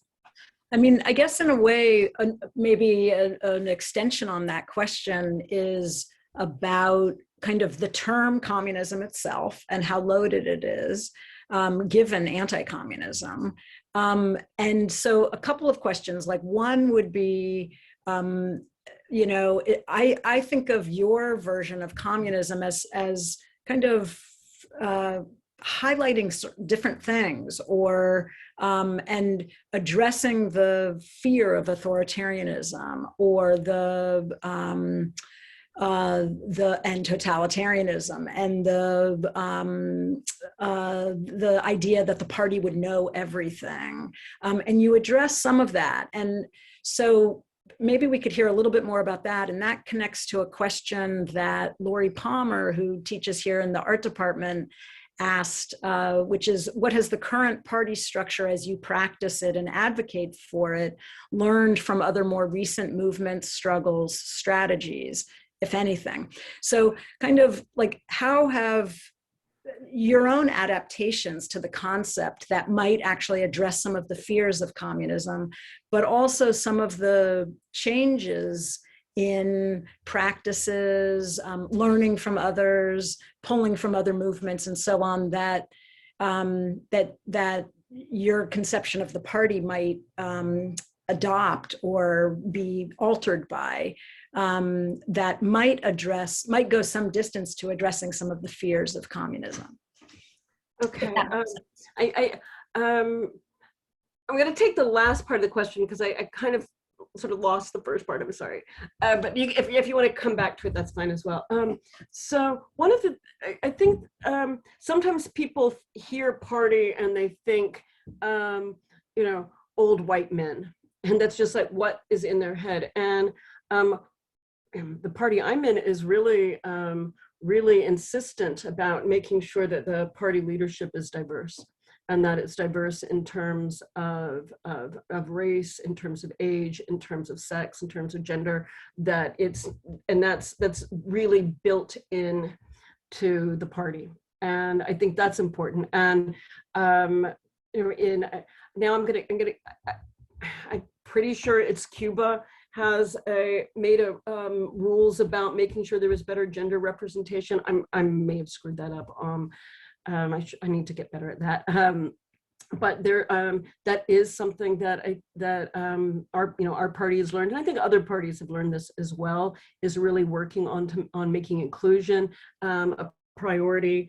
making diversity a priority, and not in this sort of liberal representational way, right? Like, oh, we just have to look this way, but because of the need for perspectives in decision making and in leadership, and the ability to reach into communities, right? That part's what's really important, right? It's not just look like this, have this representation. It's where do we have real leaders in the community? And of course, women have long time been community leaders in the left, and may not have always been recognized in their in the political structures that they were in. And so making sure that that is recognized has been something really important. I'll say something that people, I'm in a Marxist-Leninist party. Democratic centralism is an important part of our organizing. And what that means is that party unity is important. And after a decision's made, we don't publicly disagree with our party. And not every left formation does that. I think it makes a party stronger and makes it a party if you can count on people to support what you've spent a lot of time working out together. And that it's not good if, well, we spend all this time in a public, in a debate among ourselves, we spend all this time working out something, and then half of us trash it. Like, nah, I don't think that goes. And that some people don't feel comfortable with democratic centralism. And so this sort of a party formation would not be for them. But I actually think it's imperative to be able to get things done. Like, you have to be able to turn on a dime without having to basically, and be able to trust that your comrades are right there with you, that you all know that that's what you're going to do. There's a question about populism. I think that's important to throw in the mix, because it's become so important and visible in the discourse these days. So my colleague Jennifer Gonzalez asks, in her book For a Left Populism, Chantal Mouffe suggests we're in a post-democratic moment after the rise of neoliberalism. How do you see the building of socialists and communist parties in relation to the broader context of democracies and so-called democracies, in relation to the rise of right-wing populism and left-wing populism? And as a side note, I'm also curious what you think of Thomas Frank's position that basically argues we on the left should not surrender the term populism, that there's a long and really important history that goes back to the 19th century of formations around left populism. So yeah, what do you think about this, Jodi? I'm going to answer that, TJ, but it made me go back to one of the questions I didn't answer from Debbie regarding the term communist, and maybe it's unattractive because of anti-communism. And on that one, and I sometimes get a version of that question, which is like rebranding kind of question. They're like, well, shouldn't we just use a better name? And I actually think that it's because we know the anti-communist theorists that we should hold on to it, right? It gives us strength. It's like, goes back to the affect stuff you were talking about at the beginning, like the strength of the reaction is stuff that we use jujitsu and turn back on them, right? Our forces seem much bigger because they fear us so much. So I think we hold on absolutely for strategic reasons, but I also think for matters of like historical comradeship with the people who have who have fought and died for, millions for over a century for this dream, that we show solidarity with, with these comrades as well by continuing to fight as communist. And so then on the populist front, I don't think there's any such thing as left populism, and I don't buy the Frank argument, and it's because I essentially, it's like, I think if it's a left view, then it's got to be something associated with socialism or communism. And when you're trying to call it populist, it means that you are putting yourself at a distance to socialism or communism. So if you want to claim that the cooperative movement in the United States from the latter part of the 19th, early 20th century is populist, and you want to identify with that, I still want to say, but then how come you're just not a socialist? right? Socialists are in favor of cooperatives. Like, what do you win from this? It's not, and so I find it something like, I actually don't trust it. I think it's a way of sneaking capitalism in, sneaking a commitment to capitalism, like, or it's some kind of small farmer thing, like, oh, really what we want, it's like the kind of agrarian socialism that Marx and Engels criticized in the last section of the Communist Manifesto. So I don't buy that, and I wonder also if it's a kind of soft form of American exceptionalism. The desire to find something that's indigenous, that's not socialism or communist in an international sense, but something that's uniquely American.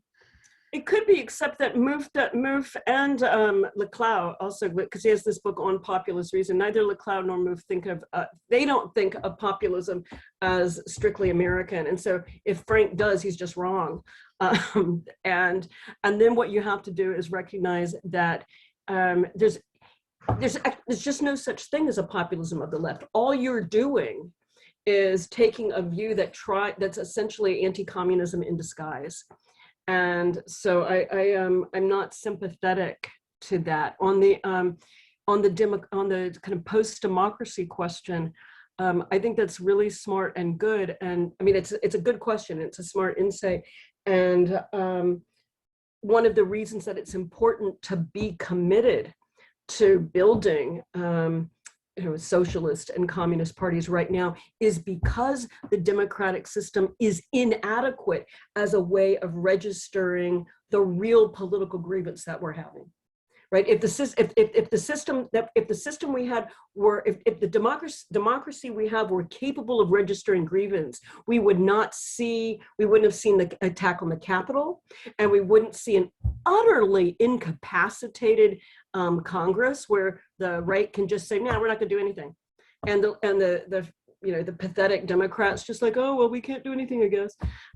So I think it's the failure of democracy that means that, which is why we have to now fight for socialism and communism. I don't know, Jodi, if you, I imagine you did hear that there was a quite incredible wildcat TA strike that happened here at UCSC. It began as a grading strike, and then it turned into a full teaching and grading and everything strike from January 2020 or December 2019. And then it kind of was beginning to spread throughout the UC system. Where and it really it was huge, and then COVID came, and in certain ways I would say that kind of broke the strike in various ways. But there's a question here from one of those graduate students, Natalie Yang, and they ask, in the UCSC grad wildcat strike, many grad students, adjuncts, and especially, that's in all caps, tenured professors, submitted grades out of concern that their career would be negatively affected. How can we build camaraderie despite the cruel attachments to middle-class careerism in academia? Oh God, that's such a good question. And I'll just say, I think people who turned in the grades are scabs, and just seems like that's obviously a failure of solidarity. So then the question is, how do we convince people not to do that? And what's the wonderful union organizer who has a great book, and she recently had an analysis. I'm just terrible with names. She had the analysis of the Bessemer strike and what went wrong in the nation recently. Jane McElvey, yeah. McElvey. One of the things that she brings out is the importance of the importance of building the solidarity in the community in advance, right? Of really reaching out, because any successful strike requires more than the solidarity and commitment of the people striking. It requires that the people around them are actually embedded and dedicated, and that something can be built. I think some good examples were the teacher strikes in LA, actually, right? Because didn't they do a really good job of teaching families that it was going to be to the benefit of the children and the families in the community for the conditions of the teachers to improve. So I'm sure that these organized and militant TAs were working very hard at doing that. And I would expect that given more time, they might have been able to do it more, but it's also why like that work is ongoing, right? It's got the constant exposure of letting people realize about how exploited teaching assistants and adjuncts are, like these conditions of work are not okay. But yeah, careerism is a problem, right? Opportunism is a problem. And it's particularly a problem in desperate circumstances when people are really afraid. What they should also recognize is actually in very few places do faculty lose their job for participating in something like this. I mean, that's pretty rare. And the folks most at risk were those on the front lines. So it's just kind of pathetic that people would have turned in their graves. I have a question about affect and intimacy in relationship to communism. We've been talking about really serious stuff. And this is serious too, but it's more toward the area of communist pleasure, communist joy, communist intimacy. And Jodi, I know you've commented and written a bit on Alexandra Kollontai, and I'm wondering, do communists have better sex? Well, Kristen Godsey teaches us yes, in a wonderful book. And also people should look, Liza Featherstone has a wonderful piece on Alexandra Kollontai in the new issue of the new magazine Lux, which is really great. And what I like about both Kristen Godsey's book and Liza's article is I think they really capture pleasure and desire in a way that it's a little hard for me to, like, that's, I don't feel like that's one of my strong skill sets. But Kollontai herself is a wonderful source for that. For really, and what I like is when she's more like, oh yeah, Eros is sort of a distraction unless it's the Eros of collectivity and organizing. I wrote a piece on, that appeared in a collection in honor of Lenin's 150th birthday. I wrote a piece on Krupskaya, who's a Bolshevik organizer, and was his wife. And what's so amazing in Krupskaya, it's in her book, Reminiscences of Lenin. It's kind of like, it's both a biography of Lenin and also a biography of the party as it's building. Is there's like, it's like, this is her husband, and there's like no like romance or anything. It's like, and we talked about organizing, and after the meeting we distributed pamphlets, and then he went to Siberia, and I arranged to be, when I was imprisoned, I arranged to be in the same town, and when we migrated, our passport said husband and wife. I mean, like that's the romance, that's it. And so the real romance is in the organizing, right? Like the couple, the two, not so interesting, right? But the romance of organizing and building a revolution, like that's where the joy is. Yeah, I love the, part of Featherstone's text on Kollontai talks about deprivatizing sexuality, which is within capitalism, we know, so bound up with property relations and objectification in all the ways that is demeaning and dehumanizing and also sexist and patriarchal. So I'm wondering if, this seems to be a really important vector of welcoming potential comrades into the movement, that, it's not just about serious marches and condemning capitalism, but offering fundamentally a better world, a more fulfilling world, a world that meets our needs collectively, a world of emancipation, a world absent of racism and sexism.